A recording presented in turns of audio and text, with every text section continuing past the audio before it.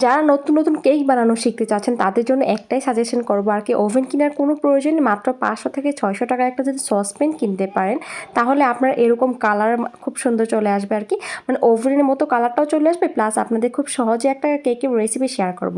এই রেসিপিটা আজকে ব্লেন্ডারে তৈরি করব। আপনারা অনেক রিকোয়েস্ট করেছেন যেন আপু ব্লেন্ডারে একটা কেক রেসিপি শেয়ার করার জন্য। আমি বেশিরভাগ বিটারের কেকটা বানাই, তো ব্লেন্ডারে কীভাবে আপনারা এত নরম সফট তুলতুলে একটা কেক বানাতে পারবেন সেটা রেসিপি শেয়ার করছি।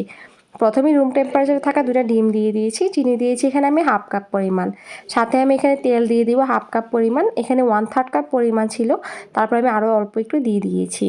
তারপর একটু লেবুর রস দিয়ে দিচ্ছি, এটা ডিমের গন্ধটা চলে যাবে এতে। আর আপনারা যদি চান এই ভ্যানিলা এসেন্সও দিতে পারেন, কিন্তু আমার কাছে মনে হয় যে লেবুর রসটা দিলেই ভালো হয়। এখন সব কিছু একসাথে আমি প্রায় 1.5 মিনিটের মতো ব্লেন্ড করে নিয়েছি। ব্লেন্ডারও দেখবেন খুব ক্রিমি একটা গোলা তৈরি হয়ে যাবে, মানে একটা ব্যাটারটা খুব মানে ক্রিমি হয়ে আছে। আপনারা যখন আমি এখন ঢালবো দেখলেই বুঝতে পারছেন খুবই ইজি আর কি, রেসিপিটা কিন্তু খুব ইজি হবে। তো প্রথমে একটা ছাঁকনি নিয়েছি, ছাঁকনির মধ্যে আমি 1 কাপ পরিমাণ আটা নিয়েছি, আটা দিয়েও কিন্তু খুব সুন্দর কেকটা হয়।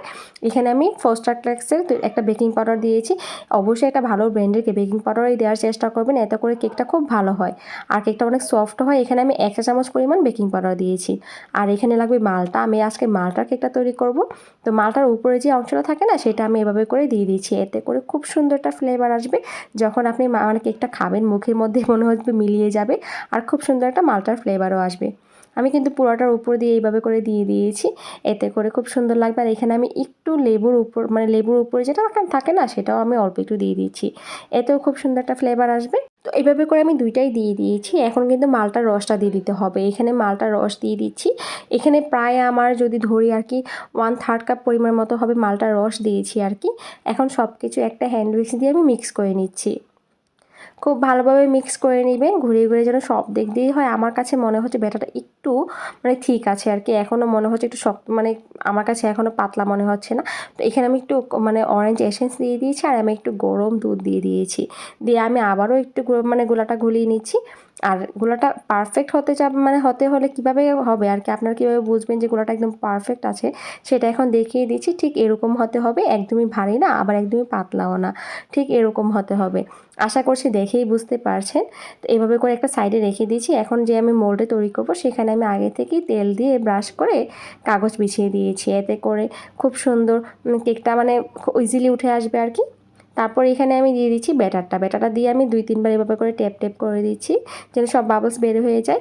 আর মাঝখান দিয়ে খুব সুন্দর একটা দাগ হওয়ার জন্য, মানে যেরকম আমরা ওভেনে হলে হয় না, সেটা কী করতে হবে, একটু পানি দিয়ে হাত দিয়ে এভাবে করে চেপে দিলেই হয়ে যাবে। চুলাটা মানে চুলায় বেক করতে হলে কি করতে হবে, একটা এরকম সসপ্যান নিতে হবে, তারপরে কাগজ বিছিয়ে দিতে হবে, একটা স্ট্যান্ড বসিয়ে দিয়ে 5 মিনিট মিডিয়াম হিটে মানে প্রিহিট করে নিতে হবে, এটা অবশ্যই করতে হবে, তাছাড়া কিন্তু কেকটা কখনোই সুন্দর কালার আসবে না। এখন কিন্তু আমি ঢাকনাটা খুলে নিচ্ছি, খুলে আমি কেকটা বসিয়ে দিচ্ছি আর কি, মোলটা বসিয়ে দিয়ে চুলার হিটটা কতটুকু রাখতে হবে সেটাও আজকে দেখিয়ে দিব। অনেকেই আমাকে অনেক কমেন্ট করিয়েছেন যে আপু কতটুকু রাখতে হবে চুলার হিটটা, ঠিক এরকম রেখে প্রায় আমি 45 মিনিট বেক করেছি। 45 মিনিট পর ঢাকনাটা খুলে নিচ্ছি, দেখুন একদম ওভেনের মতো কালার চলে আসছে না। খুব সহজে তৈরি করে নিতে পারেন, যাদের বাসায় ওভেন নেই তারা কী করবেন, এরকম একটা সসপ্যান কিনে নেবেন, 500 থেকে 600 টাকা নেবে।